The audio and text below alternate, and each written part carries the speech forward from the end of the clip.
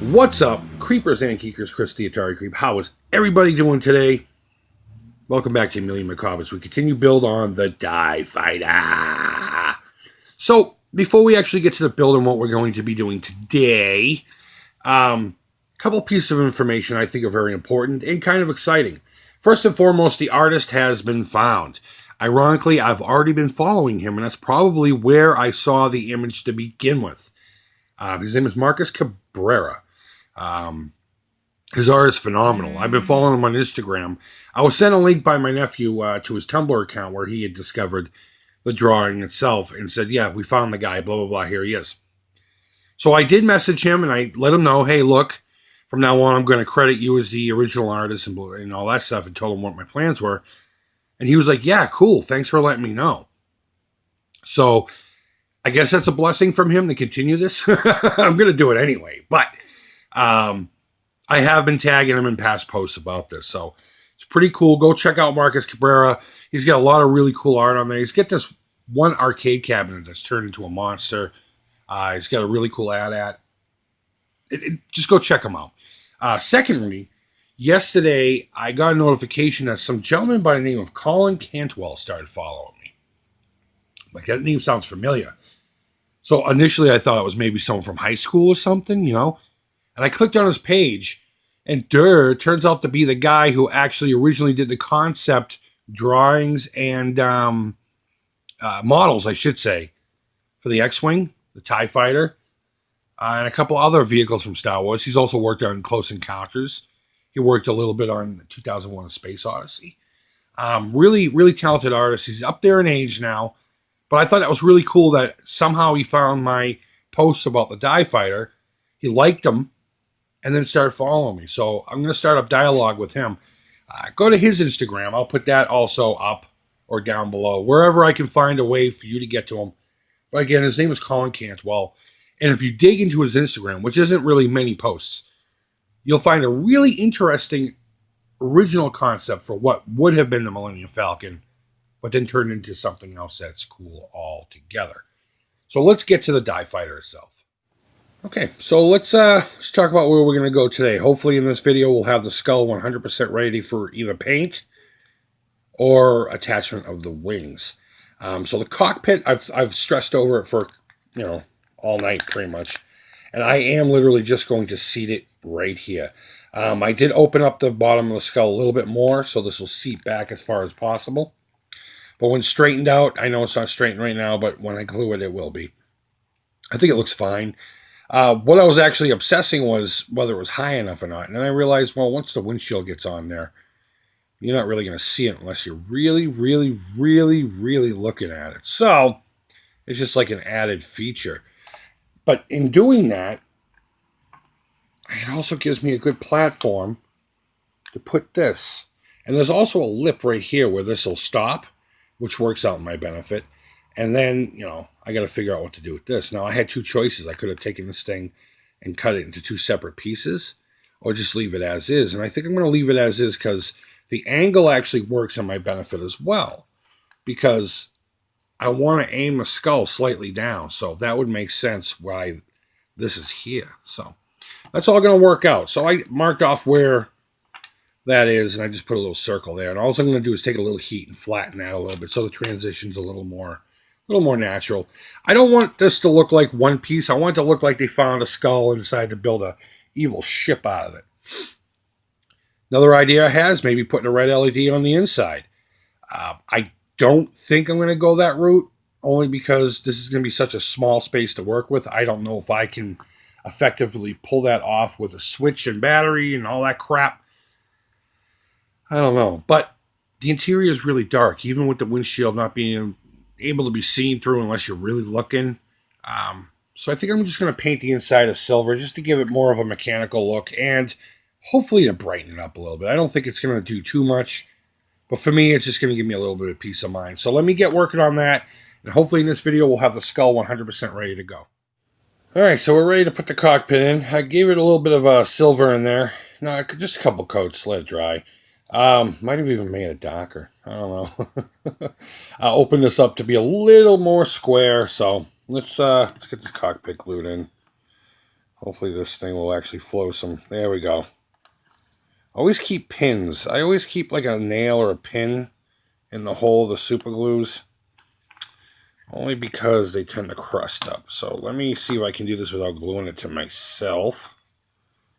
Get her in there. Now the trick is to make it straight. So, there we go.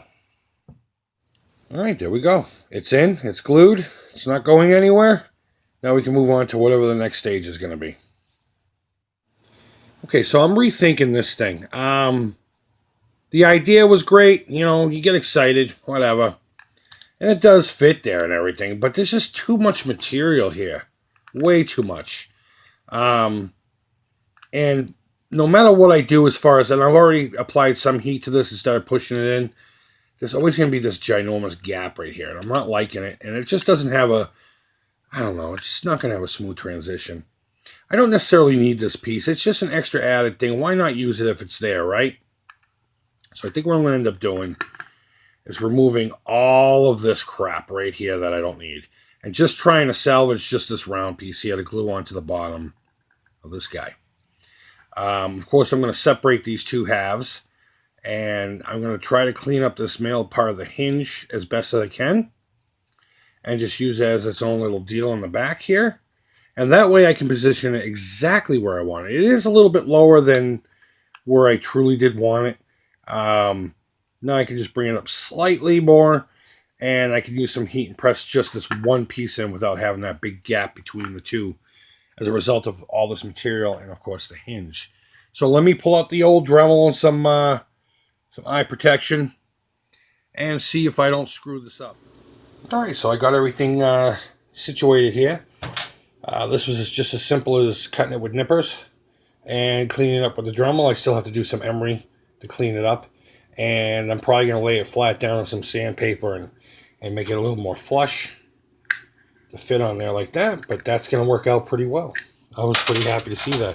This part here, this was simpler than anything. All I did was, I started the whole project off by just cutting at the hinge, and it just left this little nub, so I just cleaned it up a little bit and left it because I figured this would be too wide of a space to have nothing compared to all these little teeny spaces and all this texture, and why not just leave a little something there? It needs a little more cleanup, but aside from that, pretty happy. It took about 20 seconds.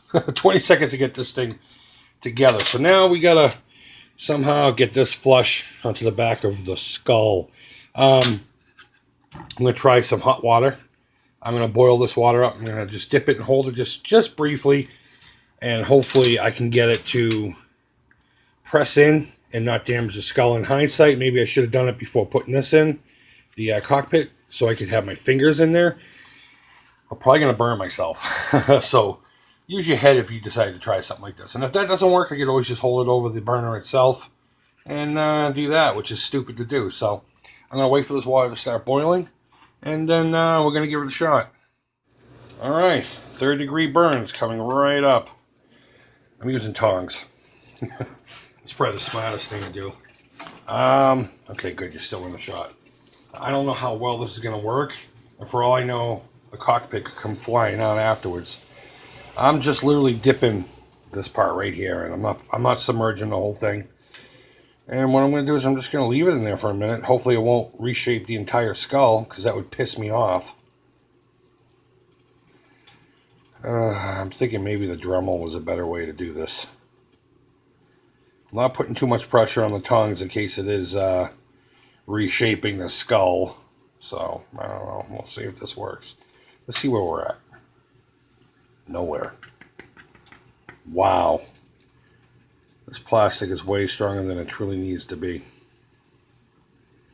I think it's because it's really thick back there. I'm dead serious. I've had that in there for at least 4 or 5 minutes, and this plastic isn't even budging.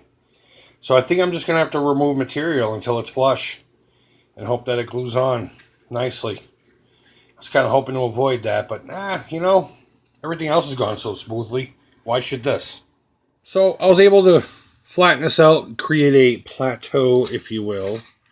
And for the most part, that's what we're looking at right there. I'm going to use the emery board here to my sassy chick. There we go. Put sassy chick right there. Just to even it up a little bit more. And I'm not going to be able to avoid all gaps, but let's just try to make them as minimal as possible. So we'll get that on there. We'll clean this bad boy up, get it down here.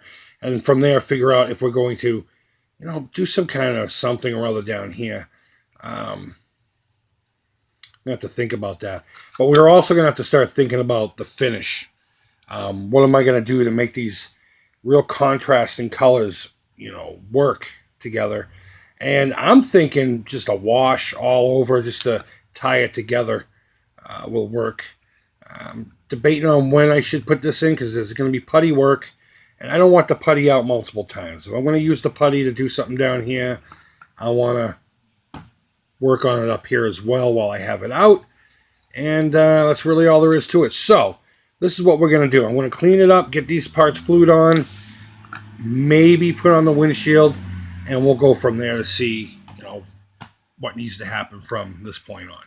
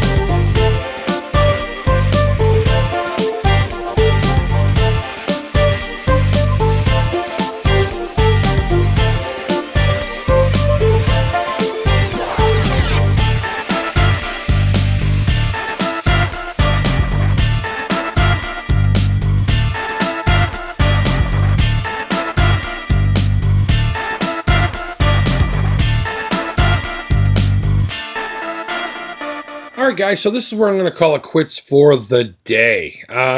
We got a lot done. We got the windshield in, we got the cockpit in, we got these two pieces cleaned up and attached. Now all that's really left to do on here is fill in some gaps. I got just a few little ones here, which shouldn't be too much trouble.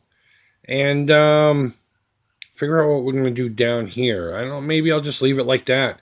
Again, just blend it with some washes. I know I got some gaps in here, but that's okay. I anticipated all of that. So guys, I'm having a blast putting this together. It's coming together a lot better than I thought it was going to. A lot of times you sit there and it's in your head, but you can't make it happen. I'm making this one happen, and I'm getting really excited to see the end of this. Hopefully you are too. So guys, go ahead and leave me feedback down below. Let me know what you're thinking about this. Thumbs up, thumbs down, all feedback's positive. Thank you so much always for watching. And guys, until next time, take care and bye-bye.